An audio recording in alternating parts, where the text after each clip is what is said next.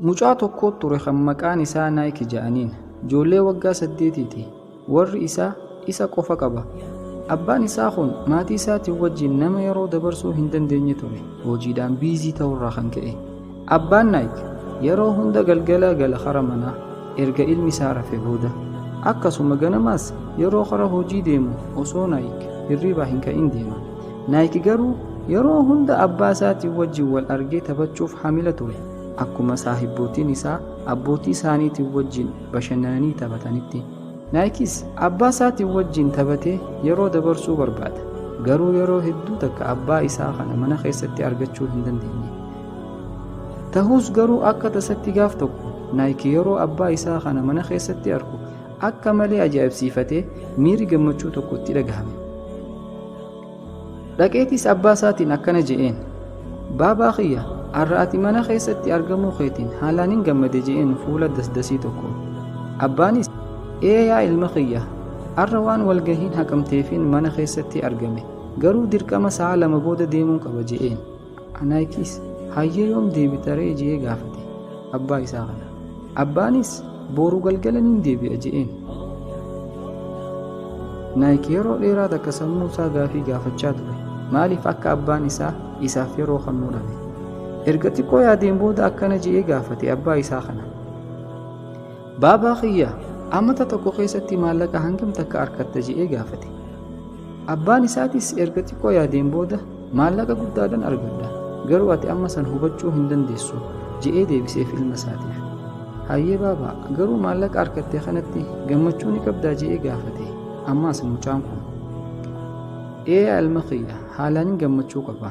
Amma baatii muraasa booda damee haaree banee hojii haaree jalqabuuf karoorfadheetiin jira" jedhee deebiseef.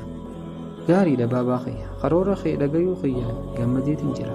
Garuu baabaa, ammaas gaafii takka si gaafachuu ni danda'a?" jedhee sagalee naasuu qabdu takkaan gaafate abbaa isaa. "Hayyee ilma kiyya, na gaafadhu" jedhee abbaanis. "Hayyee baabaa,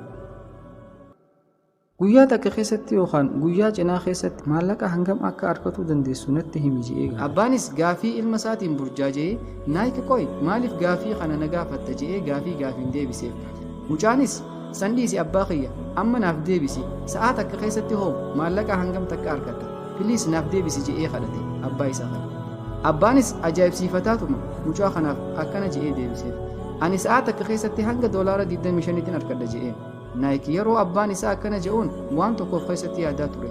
Yoon abbaa kiyyaaf $50 kafaleef hanga sa'a 2 na wajjin dabarsuu ni danda'a jedhee yaade.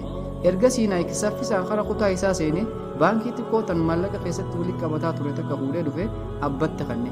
Abbaadhaanis akkana jedheen, "Baabaa kiyya, as keessa hanga $50 qaba. Kaniin walitti qabadhe 50 fudhadhu hanga sa'a 2 na wajjin dabarsi. Ansi wajjin dabarsuu barbaada" jedheen gaafate abbaa isaa. Abbaan yeroo akkana jedhuun ilmi isaa haalaan rifate. Yaada ilma isaa kanaanis akka malee gadde. Akka jaalala ilma isaa kana $25 hin jijjiirre hubate. Karaa dogongorarra akka jiruu fi maallaqni qoftiin akka nama hin goones sirriitti hubate. Abbaan nama bayyinataa waan tureef jecha ilma isaa kanaas fitti as qabee dhungate.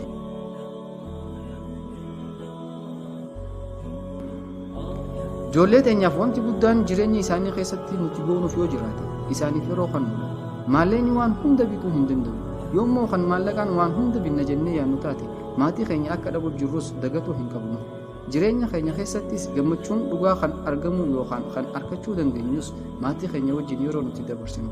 Garuu wanti tokko kan hubatu qabnu yoo jiraate maatii keenya wajjin yeroo nuti dabarsinu san maallaqaan akka argachuu hin dandeenye hubachuu qabnu.